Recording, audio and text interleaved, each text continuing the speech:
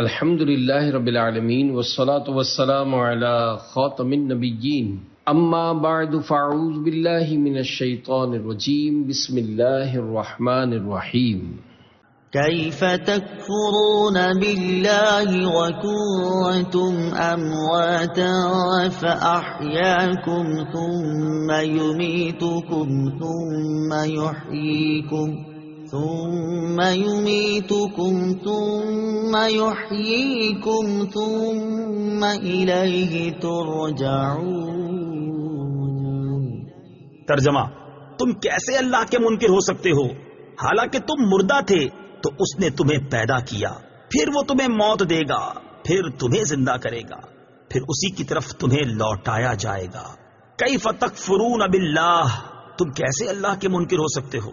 تفسیر صراط الجنان میں ہے، توحید و نبوت کے دلائل اور کفر و ایمان کی جزا و سزا ذکر کرنے کے بعد اللہ تعالیٰ نے اپنی خاص و عام نعمتوں کا اور قدرت کی عجیب نشانیوں کا ذکر فرمایا، اور کفر کی خرابی اور برائی کو کافروں کے دلوں میں بٹھانے کے لیے انہیں خطاب کیا کہ تم کس طرح خدا کے منکر ہوتے ہو، حالانکہ تمہارا اپنا حال اللہ تعالیٰ پر ایمان لانے کا تقاضا کرتا ہے، کیونکہ تم بدن میں روح ڈالے جانے سے پہلے تمام مراحل میں مردہ تھے، یعنی کچھ نہ تھے یا بے جان جسم تھے، پھر اس نے تم میں روح ڈال کر تمہیں زندگی دی، پھر زندگی کی مدت پوری ہونے پر تمہیں موت دے گا، پھر تمہیں زندہ کرے گا۔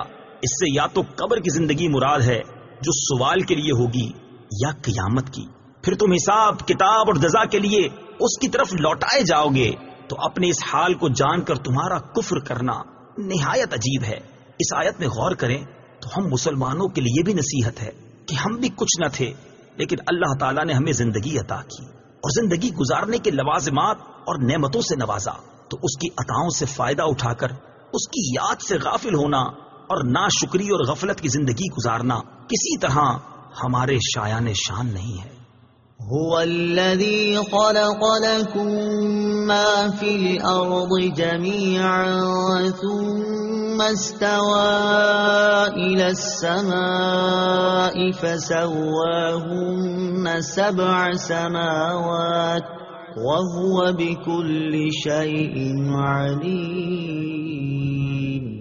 ترجمہ: وہی ہے جس نے جو کچھ زمین میں ہے سب تمہارے لیے بنایا، پھر اس نے آسمان کے بنانے کا قصد فرمایا تو ٹھیک 7 آسمان بنائے، اور وہ ہر شے کا خوب علم رکھتا ہے۔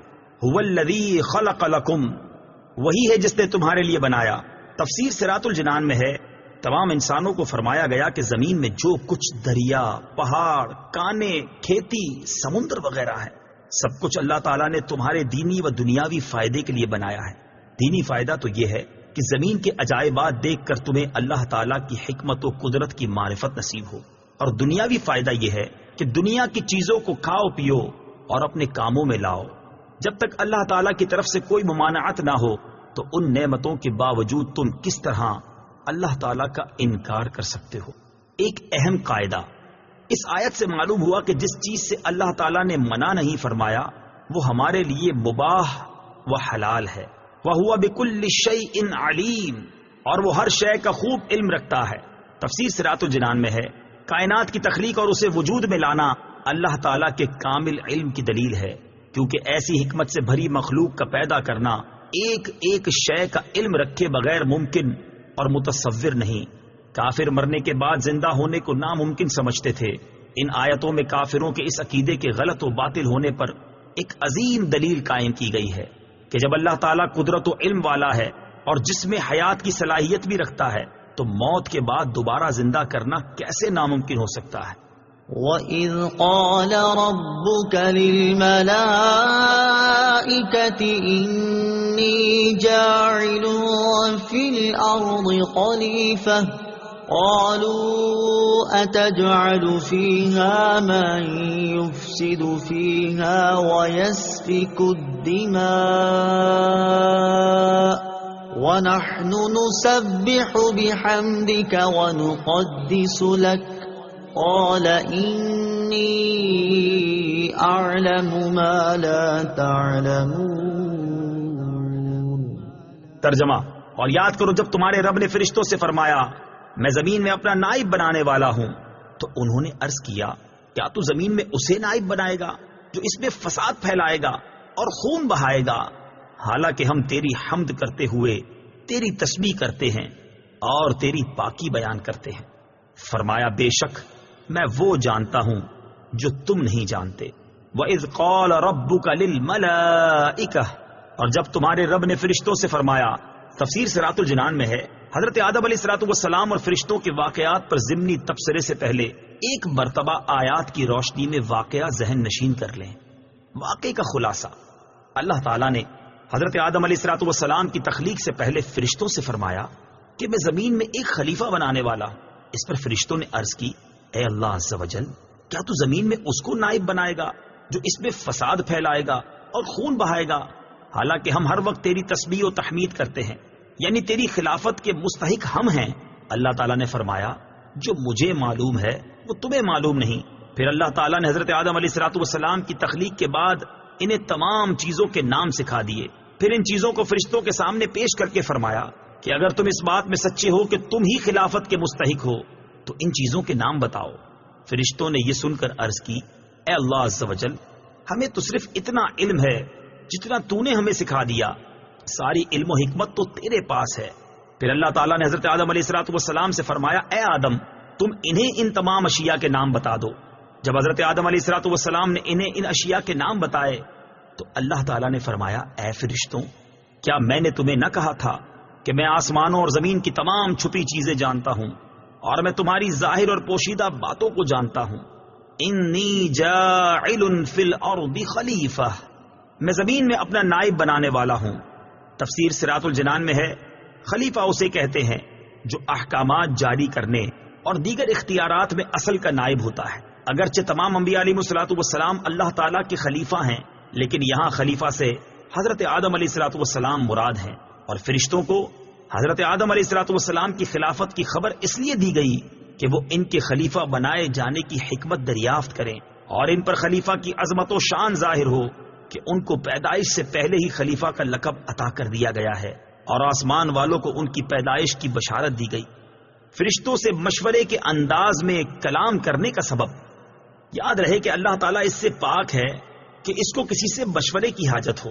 البتہ یہاں خلیفہ بنانے کی خبر فرشتوں کو ظاہری طور پر مشورے کے انداز میں دی گئی۔ اس سے اشارتاً معلوم ہوتا ہے کہ کوئی اہم کام کرنے سے پہلے اپنے ماتحت افراد سے مشورہ کر لیا جائے تاکہ اس کام سے متعلق ان کے ذہن میں کوئی خلش ہو تو اس کا ازالہ ہو جائے، یا کوئی ایسی مفید رائے مل جائے جس سے وہ کام مزید بہتر انداز سے ہو جائے۔ اللہ تعالیٰ نے اپنے حبیب صلی اللہ تعالی علیہ وسلم کو بھی صحابہ کرام علیہم الرضوان سے مشورہ کرنے کا حکم دیا، جیسا کہ سورہ آل عمران میں ارشاد باری تعالیٰ ہے، وَشَاوِرْهُمْ فِي الْأَمْرِ، اور کاموں میں ان سے مشورہ لیتے رہو۔ اور انصار صحابہ کرام رضی اللہ تعالی عنہم کا وصف بیان کرتے ہوئے ارشاد فرمایا، وَأَمْرُهُمْ شُورَى بَيْنَهُمْ، اور ان کا کام ان کے باہمی مشورے سے ہوتا ہے۔ حضرت انس بن مالک رضی اللہ تعالی عنہ سے روایت ہے، نبی اکرم صلی اللہ تعالی علیہ وسلم نے ارشاد فرمایا، جس نے استخارہ کیا وہ نامراد نہیں ہوگا، اور جس نے مشورہ کیا وہ نادم نہیں ہوگا، اور جس نے میانہ ربی کی وہ کنگال نہیں ہوگا۔ اتجعل فیہا من یفسد فیہا، کیا تو زمین میں اسے نائب بنائے گا جو اس میں فساد پھیلائے گا؟ تفسیر صراط الجنان۔ اس کلام سے فرشتوں کا مقصد اعتراض کرنا نہ تھا، بلکہ اس سے اپنے تعجب کا اظہار اور خلیفہ بنانے کی حکمت دریافت کرنا تھا، اور انسانوں کی طرف فساد پھیلانے کی جو انہوں نے نسبت کی تو اس فساد کا علم انہیں یا تو صراحت کے ساتھ اللہ تعالیٰ کی طرف سے دیا گیا تھا، یا انہوں نے لوح محفوظ سے پڑھا تھا، اور یا انہوں نے جنات پر قیاس کیا تھا، کیونکہ وہ زمین پر آباد تھے اور وہاں فسادات کرتے تھے۔ فرشتے کیا ہیں؟ فرشتے نوری مخلوق ہیں، گناہوں سے معصوم ہیں، اللہ تعالیٰ کے معزز و مکرم بندے ہیں، کھانے پینے اور مرد یا عورت ہونے سے پاک ہیں۔